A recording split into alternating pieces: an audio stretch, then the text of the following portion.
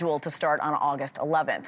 Kohberger is charged with killing 4 students at the University of Idaho in 2022.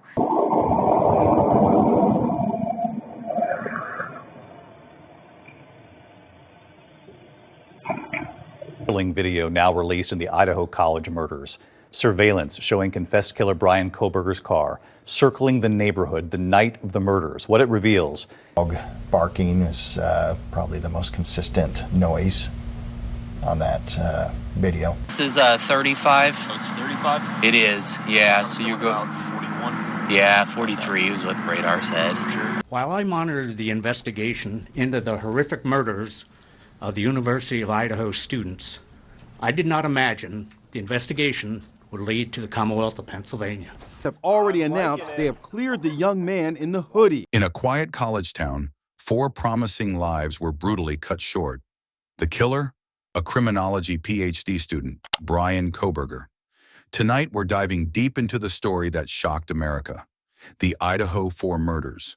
What happened that night, how investigators cracked the case, and the shocking outcome that still leaves questions unanswered.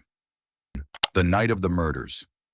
It was the early hours of November 13th, 2022, in Moscow, Idaho, a small, tight-knit college town surrounded by farmland and rolling hills.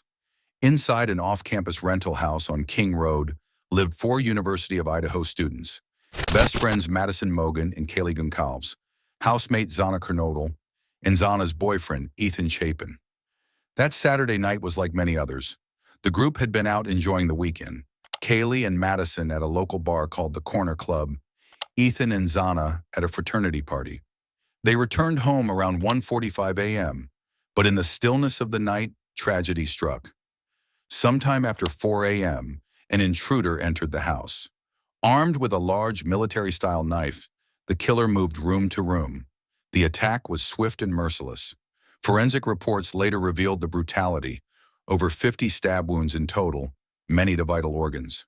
Some victims had defensive injuries, suggesting they woke up and fought back. Blood patterns suggested chaos inside what had been a safe, happy student home. By the next morning, Moscow was no longer the quiet college town it had always been. The horrific murders sent shockwaves through the community. Candlelight vigils were held.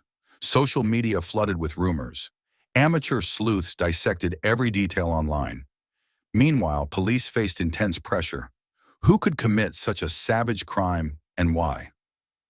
The suspect in the Moscow, Idaho murders case returns to the courtroom, but instead of more pretrial motions, Bryan Kohberger is expected to change his plea after agreeing to a deal with prosecutors. The investigation. Despite their efforts, weeks went by without an arrest. Fear spread across campus. Students left town, professors moved classes online, and parents demanded answers. But investigators were quietly piecing together a puzzle. Surveillance footage caught a white Hyundai Elantra repeatedly circling the neighborhood the night of the murders. That car became a critical lead. Detectives traced it to Washington State University, just 10 miles away, across the Idaho-Washington border. And behind the wheel, Bryan Kohberger, a 28-year-old Ph.D. student studying criminology and criminal justice. The biggest break came from inside the crime scene itself. A leather knife sheath had been left on a bed, bearing a single male DNA sample. Investigators followed Kohberger, collecting trash from his parents' home in Pennsylvania. The DNA matched. On December 30th, 2022, in the middle of the night, a SWAT team stormed the Kohberger family home in Albrightsville, Pennsylvania. Bryan was taken into custody without incident. The news stunned the academic world. A man devoted to studying criminal behavior had allegedly carried out one of the most shocking crimes in recent history. All right, and now we are going to take you in live as promised to listen in to that courtroom hearing right now for Bryan Kohberger's case. The trial and guilty plea. Kohberger was extradited back to Idaho, where he faced 4 counts of first-degree murder plus burglary. He initially pled not guilty, setting the stage for a high-profile trial. Prosecutors soon announced they would seek the death penalty. The victims' families braced themselves for years of hearings, delays, and reliving the trauma. But in July 2025, everything changed.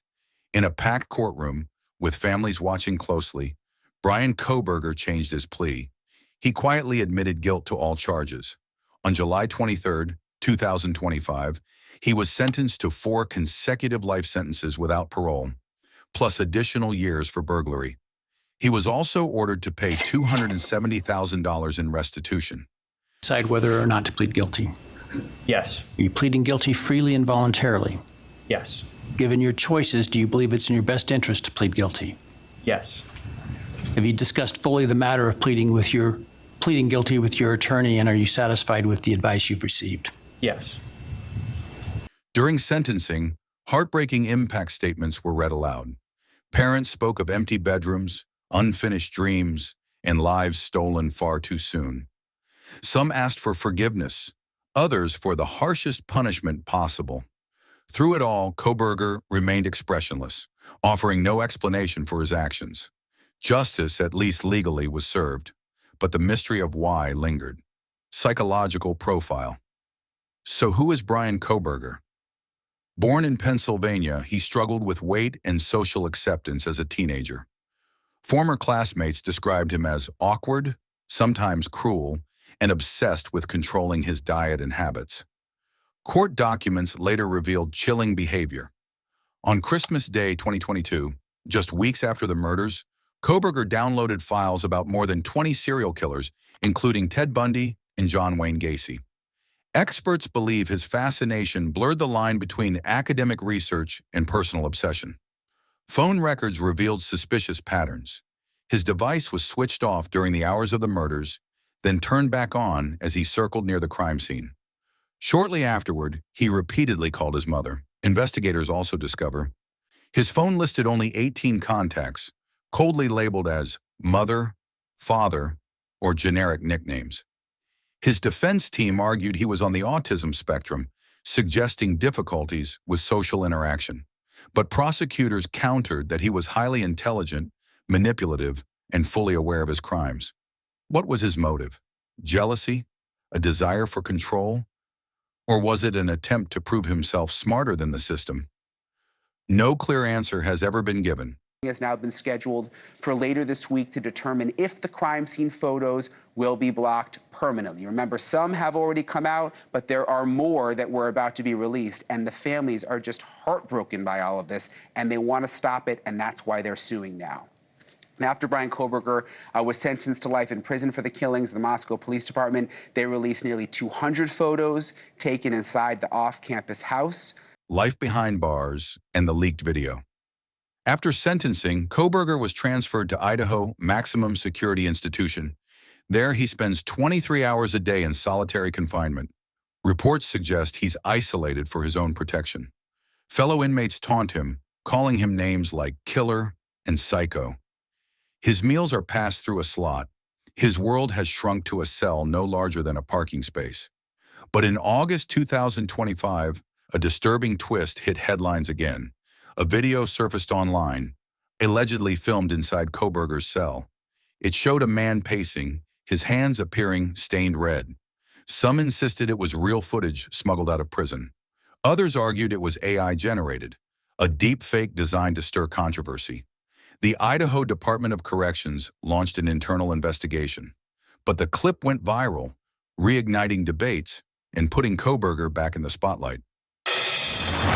Brand new documents related to quadruple murderer Bryan Kohberger have just been released, and they reveal just how concerned authorities were that Kohberger himself would be murdered while in custody. Our own Brian Enton has spent the last few hours combing through the documents. We're also learning more about the conditions that Kohberger will face at the Idaho Supermax. Sorry, I'm just choking on some water. The Idaho Supermax prison. This case has become more than a tragic crime. It sparked national reflection. How could a student studying killers become one? Could warning signs have been spotted earlier? For the families, it has meant unimaginable grief, but also resilience. Scholarships now honor the victims. Memorials stand on campus. Their light continues, even through tragedy. But the motive, the one question that haunts us all, remains unsolved.